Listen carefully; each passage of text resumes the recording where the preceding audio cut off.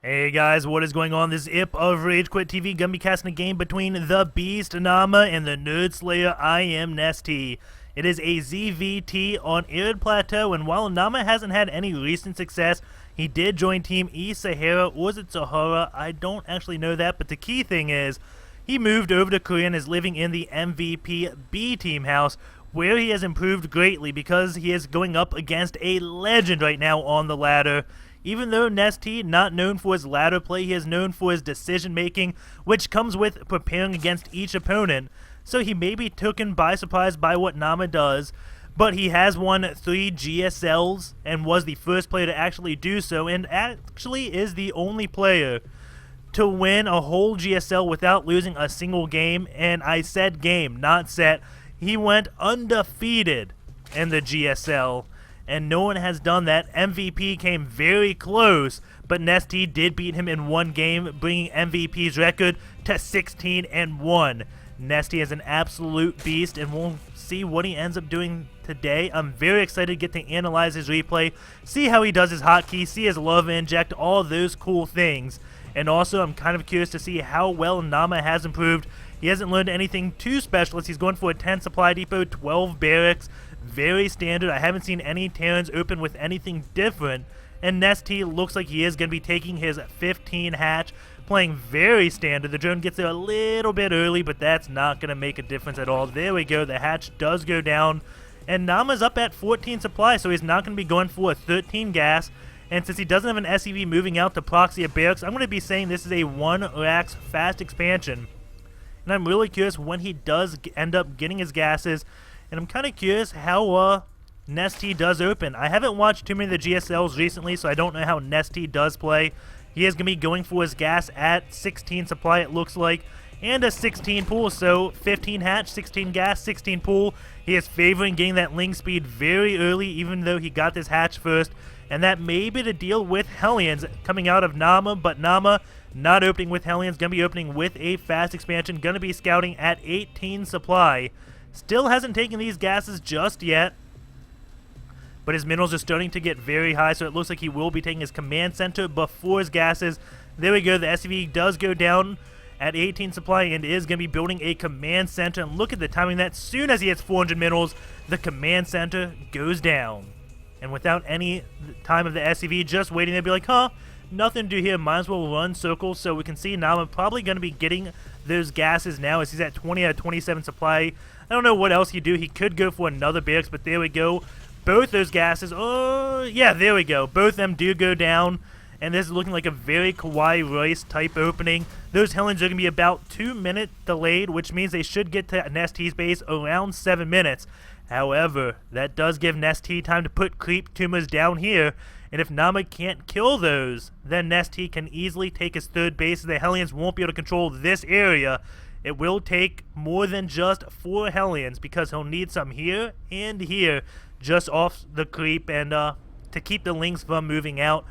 Nestea takes 2 drones off gas once he hits 100, leaving 1 mining it, so it looks like he may be going for a Baneling's Nest relatively soon, or maybe just leaving that open and go for a Roach Bust if he sees Hellions coming out. Ling is coming. The Overlord is getting taken out by Marines. Nestea immediately sees 4 Marines and 1 up here, so he knows it's not reactored Hellions because there's 5 Marines out. And Naama is going to be lifting up his barracks to get that reactor now. It looks like the Hellions will be coming out right at 7 minutes. Naama going to be building a bunker up just in case Nestea is trying anything funny, because Naama hasn't really scouted anything. He does see the early gas, the pool. Could be roaches, but Nestea not known for cheesing. And building 8 drones right now. He is not scared one bit. He sees there's 5 Marines, like, okay, let's get another hatch up here. I got 2 queens, spreading that creep very early. Gonna get 2 more gases. And we'll see if Nestea ends up building lings, because the thing he has to worry about, this could be like a orbital command for those mules, and there could be a lot of barracks up here. Nestea hasn't got any vision of this high ground. And Naama could be doing like a 4 racks push, or maybe a 3 racks 1 fact with Hellion push. It's always possible, as Naama is getting, well, 3 barracks with Hellions, but he hasn't really been getting too many Marines out. I was talking about knocking the reactor using the barracks just for Marines, getting as many Marines as possible, moving out with like 2 Hellions and 10 Marines. That could be something that scares Nestea, but Nestea doesn't seem to be flinching one bit. Doesn't even get a spine collar because he knows those Hellions are not coming yet. And has put those creep tumors down on this low ground. So Naama isn't going to be able to control this area too well. That speed has finished for Nestea, and Nestea now going to get that spine collar. He knows that Hellions are possible to come around the 7 minutes marks. He knows it was delayed, so he gets that spine collar at the correct time. There's Hellions coming in. But you know what? Soon as 2 Hellions get to his doorstep, 12 Lings are just about done. He has even produced more since he has confirmation there are Hellions out. Additionally, going to be getting some Banelings to try to deal with these Hellions. If they stay on the high ground, the Hellions overstay their welcome. Or go too far, those Banelings could easily explode on them. Naama doing some damage to these Banelings, but it doesn't look like he'll kill them as those Lings are trying to get us around on them, and those Banelings go back to full life. If you don't kill a unit while it's morphing, then you do no damage at all. Scan goes down, Naama tries to position his Hellions so he can take those creep tumors out, but he can't. Nestea trying to surround these Hellions, but, well, he can't do that either. We kind of just a game of poking going on. Naama with some great Hellion control. And Nestea pulling one Baneling back does get a connection on either 1 or 2 Hellions as he does burrow this spine crawler. And now Naama has 2 very injured Hellions, and he is going to be starting to split them up, putting his 1 injured one on this side, and now going to be bringing out 2 full HP. So now he kind of has it split between the weak Hellion with the good ones and the semi-weak ones with the semi-good ones. Just kind of has a good spread of Hellions. You don't want to put 2 red Hellions on the same side. And now going to bring another Hellion on out. Nestea, though, going to be going for his 3rd base. He has already got his lair and is starting on his infestation pit. While Naama just controls this area, does have an SCV here repairing those hurt Hellions, and is starting to build a 3rd base of his own.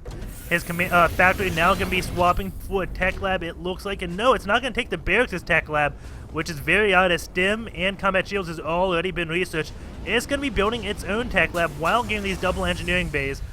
And 2 medevacs are out for Naama. He is going to be doing a drop. But you can see that Nestea has some great overlord spread. 1 right here, 1 right here. There's no way that a medevac is going to come in. Also has 1 here. So this whole area he does have vision of. The spine crawler going to be moving, and those Hellions going to be doing some damage to it because the Hellions' only time they can do damage to the spine crawler safely is when it is moving. And those drops going to be coming in. The Overlord will scout it, and Naama will most likely just drop to kill that Overlord. Actually, he's going to be going in, hoping that Nestea doesn't see this, but of course he does. And that may signal these Hellions to try to run past the spine crawler, but there is a Queen here protecting it as that drop does get stopped. And now Naama will be taking out this Overlord. The question is, will he go to the left and take out the other Overlord? Because I don't know if he's seen that one. He has a Marauder in this medevac, which is very odd that he's building Marauders. Something I would not expect to see in a TVZ. This one Overlord now going to safety as his brother did die. Nestea also has 1 Overlord over here. This looks like it did get injured. Maybe it was sitting at the 3rd base, and this Marine did damage to it as it did push it away. These Hellions, looks like the SCV has gone back home, and here we go. Nestea is moving out, gets a fungal growth on those Hellions, so now he can take it out using a few Banelings, and looks like Naama was holding the watchtower. Going to be immediately going off that since he no longer has map control. Going to leave 1 Marine here because, well, he wants vision of this watchtower. And losing 1 Marine is not a game-costing move. Having this watchtower could be a game-winning move for him. And Naama has started his tank production. That Siege Tech is just finishing. His 1 armor is going to be finishing. I think his 1 weapons already did. No, it didn't. Oh, they're both going to be finishing. I couldn't see it all the way over here. You can just see the production tab for Naama right now. Even getting a Ghost Academy. 2 bunkers for defense. Where are they being built at? Just up here. So just putting a big clamp down on this area. Even putting supply depots to make it harder for Lings to run through to get to these bunkers. Going to completely wall this side off so he only has to focus on this side. Naama playing a very turtley style. And looks like Nestea has taken control of this watchtower. And a Viking does come out for Naama since his drop did get denied. He wants to take out any Overlords floating around so he can do drops. He knows the 1 is back here, so he's going to go straight for that Overlord. We do see Nestea moving this 1 spine crawler to this base, and that's most likely because by the time you scouted a drop coming to this base, it's too late. I mean, you can see how close it is.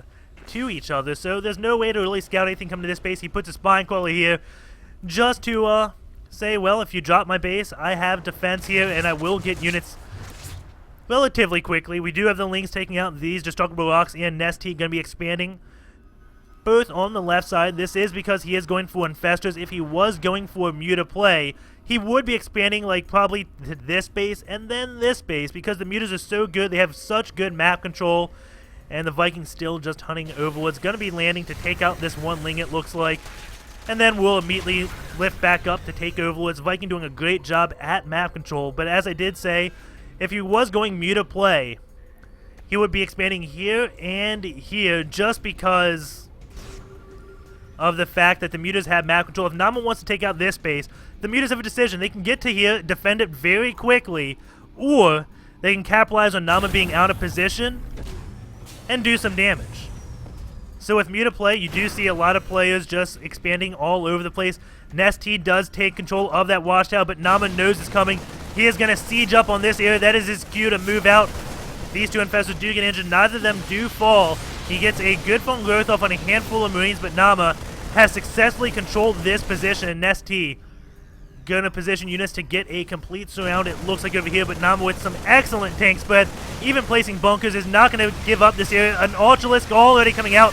Nestea coming in, maybe a little bit too early, but doing a lot of damage. Maybe it's not early, but he didn't lead that fight with any infested Terrans, and because of that, Naama is going to hold on to this position. You can see some infestors still very high on energy, and there are even ghost out for Naama, and it looks like he may have got a few snipes off. I didn't see any EMPs, and this is going to allow Naama to keep pushing up on this high ground, and he will be able to take out this third base. It looks like Naama just capitalizing on Nestea, making some small mistakes. Phone growth goes down on these Marines. Ultralisk going to be coming in, but with these bunkers, I don't think these Ultras are going to make it too far. They've already taken half their health and damage. Ghost does go down, or was that a Marine? It looks like it was a Marine. Lings got to go in a hold position as they are just getting taken out by tanks. And Nestea is losing this base, which is not good, because once he loses this base, he's going to lose all control over this area, as Naama is already moving on missile turrets over here, so he can just siege up this whole area, keep Nestea contained to just his two bases and split up the unit production. Once he has this place on hold, Naama can easily just go and take out these bases. There's no defense there. There's no way Nestea can get defense up there if Naama does siege up that area. So this is looking very good for Naama, but Nestea does have quite a bit. Worker supply 101 to 116, and now Nestea is going to be coming in, leading with a few infested Terrans. EMP goes off immediately on those infestors. Ghosting on the high ground helps so much, getting snipes off on those Ultras. And it doesn't look like Nestea has a chance to break this force. 155 supplied to 148 though, so Nestea still in this game. He is up at 93 workers to 73 SCVs. That army supply 4276. That's not looking good. Nestea has a lot of drones going back, and that is going to be way oversaturated. These extra workers not going to be good. He is going to be leading with these drones to absorb some tank shots, and Naama going to be lifting up his Ghost and Marauders, and then just going back to save them from a death. And looks like Naama will be having this game. Gonna be bringing a handful of Marines to take out bases. And now all Naama has to do is place his units in this area. Doesn't have to keep moving up here. He is gonna be taking out those creep tumors, stopping the creep spread, and be very happy with that. Now no more creep for Nestea as he does take out these bases. I'm sorry guys, I don't see a thread of hope for Nestea. Naama is going to be beating him here. Mainly because Nestea not going to be able to come down from his ramp. Naama has too good of a contain on that area. And now Naama is going to be going up at 5 bases versus Nestea's 2 bases. Nestea getting a lot of Lings, has his Ultralisk, going to be trying to go for that hope. Does have double spotter, so while the Ultralisk were out, he was going to be trying to go for Broodlords. It looks like he trapped his Ultralisk again. Going to have to take out his own Evo chamber to get that down. That unit's too fat to go through this area. Found that hard to believe, but humorous at the same time. Nestea does defend his third base. But I mean, what defense can he really do, as Naama does have such a good contain on this area, and is going to be up at 5 bases to Nestea's 3. That's not a good position. And you know what? Naama also has a gold base, which both MLG and GSL have removed. Here we go. Big engagement now coming down. And we'll see if Nestea can break this force. Lots of ghosts sitting in the back. Don't die. Still plenty of energy left on them. Nestea almost actually broke this, but Naama still holds on. And Nestea gonna get a few more altars to try to break this even more. And somehow Naama hasn't been able to take out this force, so I may have been counting Nestea out too early. 168 supply versus the 145 supply. And Nestea pulling out some brilliant defense. I did not think it was possible for him to hold on for so long. And he did do some damage to Naama's siege line, but it's still 68 army versus 105 army. And I think the whole game comes down to him attacking this whole area a little bit too early. We'll go back and look at that battle after to see why Nestea said, now is the time, let's take it out. Naama going to be coming in with a few ghost tanks and marines, throws up a scan, sees not too much here, and this time we'll see if he can take out this base. With these ghost force snipe, he will be able to snipe the banelings as they are coming. We'll see that force targeting. Is he going to get it? Not too much, but what left for defense? Absolutely nothing. As Nestea still trying to long distance mine with these drones, and here we go. His last attempt to break this contain before his third base does fall. Those ultras trying to go up, but there's so many bunkers. Queen's even coming down to transfuse if they have to. Some nice play by Nestea right now. There's ultras trying to come in, but there's so many ghosts. Look at those ultras fall faster than Nestea can even transfuse, and there goes that GG. And before we hop into SC2 gears, I want to see what happens around this muck, which causes Nestea to go for blood. Whoa, that is way early. So like 15, 30 maybe I'm looking at? Is that right here? That's 14. 16. Go back. Okay, we'll have to get faster times 8. I know you guys think I should edit this out, but I don't do any editing in my cast. That's how I can do daily casts with such short amounts of time. So just bear with me for these 30 seconds while we get to this one point in the battle. And here we go. Wait, we're not there yet. So Naama pretty much just starts sieging this up. We know at 16 he goes in. And maybe that's because his adrenal glands does finish. His bow finishes. I mean, those look good. But let's see. How long would it take after this engagement for ultras to come out and infestors to be there for... Well, he already has infestors. But let's just watch this one engagement when he goes in. Adrenal glands. Looks like it's timed 2 adrenal glands. That has 5 seconds before it completes. That's when he's running in. But there's 2 ultras. About 40 seconds off. Those would have made a big difference. Also would have made a big difference if these infestors had ultras to tank the damage. Nestea, he has all the units right here. This is going to be the only chance he gets to put all these units here. After these units die, there's no chance he's going to be able to get a surround on Naama. So these units going in, I mean, yes, I got units on this side, but I'm not going to take advantage of that. I'm just going to go in from one area anyways.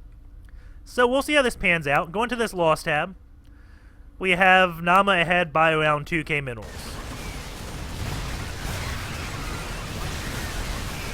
Now there's Lings. They get into battle. They're already up here, but all the infestors are good on energy. He threw 1 phone growth so far. And I think he just underestimated how much Naama had, because he really needed to lead with those infested Terrans. He had Burrow. I don't think there were missile turrets up just yet. I mean, throw those infested Terrans, then come in with your Lings. At least you have some type of surround.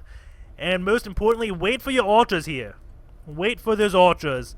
And then lead with these ultras so the infestors don't die immediately. And then get those infested Terrans. But Nestea, I said he was behind by about 2k before this engagement. He has been cost effective right now. He is ahead by 4k. Wait, that's units lost. So I don't know what I was talking about there. But now the differential is 1k. So was Nestea actually ahead by 2k? So Nestea's lost 1,000 more than Naama. Before this fight...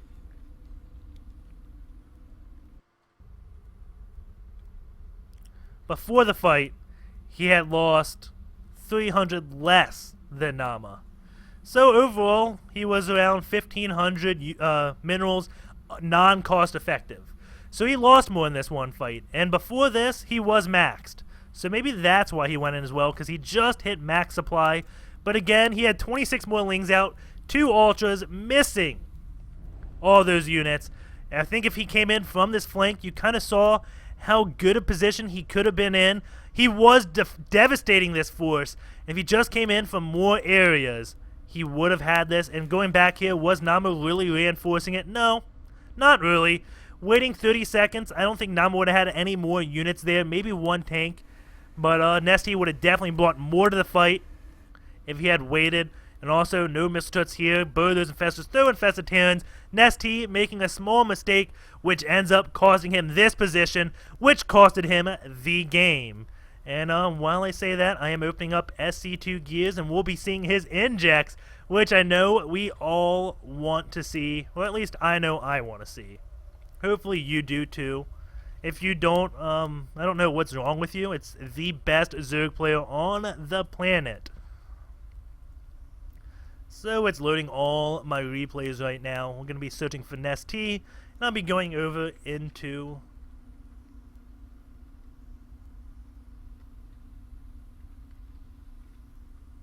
this, and here we go. This is the game. Going over to this scene. Here we go. And what we really want to know. And after this, I will go into Nestea's hotkeys because I know you guys want to see that as well. So, going into the APM tab, we have Nestea macro APM at 88, his micro APM at 159. Naama, 85 macro, 191 micro. Holy cow, Naama is fast for a foreigner.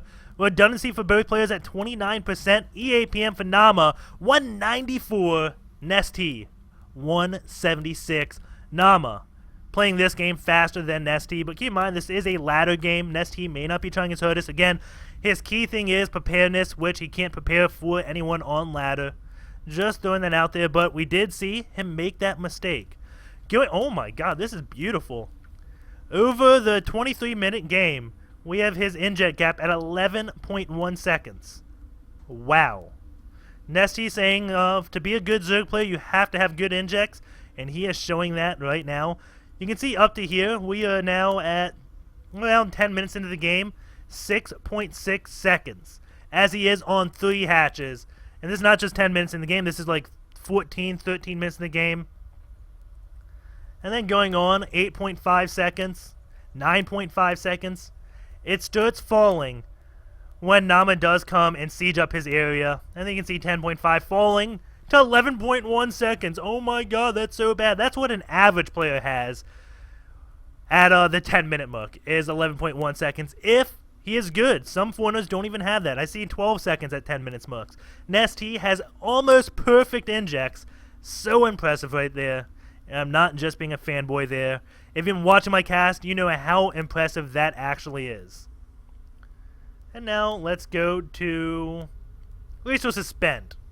We do have Nestea out macroing Naama. No surprise, he's the Zerg player. He was on more bases longer. His minerals and gas were both higher. His gas was higher by 3,000, and his minerals were higher by around 8,000.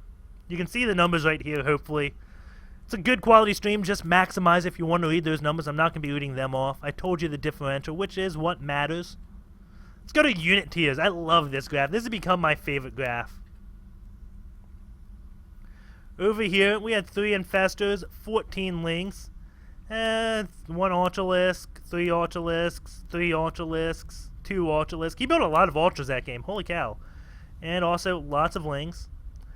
Let's see. Naama. Wow, he stopped his... For how many ghosts he had, he stopped the production relatively early. Let's see. These are... Hellions are yellow. That's odd. Hellions and ghosts? No, we're a ghost. Ghosts are red. No, ghosts are yellow. I didn't know ghosts were tier 2. I thought they'd be like tier 2.5 or something. But no, they're the same tier as Hellions, as odd as that sounds. So 2 ghost, 1 ghost, 2 ghost, 2 ghost. So it looked like he had a lot of ghost, but he just never lost any ghost. And you saw him back, not sure if you really noticed, I kind of mentioned when he picked up those ghosts and marauders, he just tries to keep those ghosts alive, which is pretty impressive. Going to this, which is also a cool graph. We had 20 infested Terrans, 12 fungal growths, 17 morphs to banelings. He didn't manually detonate any banelings. We had 2 PFs, 93 snipes. He sniped a lot of those ultras. 2 EMPs, 28 stims, 2 land Vikings, 8 scans, 21 mules. Nestea had 64 spawn larvas. Naama had 8 scans, 1 call down, and where's mules? 21. So he used his macro ability 30 times, and to be fair, the macro abilities for Terran cost 50 energy, while for Zerg, the spawn larva cost 25. So he used his abilities around 60 times, while he used 60 energy worth of his abilities, while Nestea used 64 of his, which is very impressive because, well, it's impressive for Nestea. Because a Terran player, if he misses a scan or a mule, he can spam all that energy out. Nestea, he used his extra energy on creep tumors, but if you miss injects, you can't really get them back unless you have macro hatches, which he only had 1. And ending that game, he had, I think, 1 queen per macro hatch. Oh, 1 game per hatch, pretty much, so pretty impressive there. Not missing a single inject, as I did highlight back there. We have 65 attack moves versus 23 again. Stutter Step Micro does bring that up. And I think that will be it. As promised, let's look at Nestea's hotkeys. Let's go back into this. Went back to the game. We're at like 16 minutes. This would be good. He does have 4 queens and has 4 hatches, so it doesn't look like he really puts queens on these hatches right away. Doesn't prioritize that. His minerals are relatively high right here. I wasn't keeping an eye on that. Sorry, I can't watch everything. But, let's look at his hotkeys. Like most Brood War players, he keeps his hatches on different hotkeys. And then, he will hotkey all his hatches on just 0. Which is a little bit odd. To build, he goes 0 and then builds everything. It's just preference. The hotkeying each hatchery is a very Brood War thing to do. You do see a lot of foreigners using like the backspace method or other things, with pretty much all the queens on one hotkey, all the hatches on another. What this allows them to do is Nestea can hit 3, 4, 5, 6, 7, and look at this bar, and this tells him what his injects are like. So when he's playing the game, let's just see if we can watch it. Let's just pick a random moment out near the beginning of the game. I think we can watch it.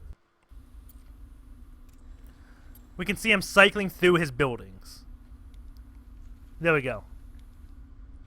Zergling hatch, Overlord hatch, drones hatch, hatch, hatch. See how he's just going back between all those hatches? He's hitting his 3 and 4 hotkey just looking at these injects. So we'll keep playing by Nestea's point of view.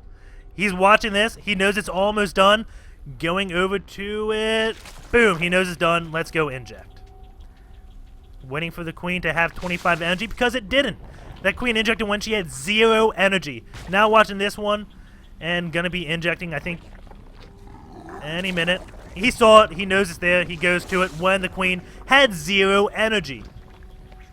That was impressive. Not only was he watching it when this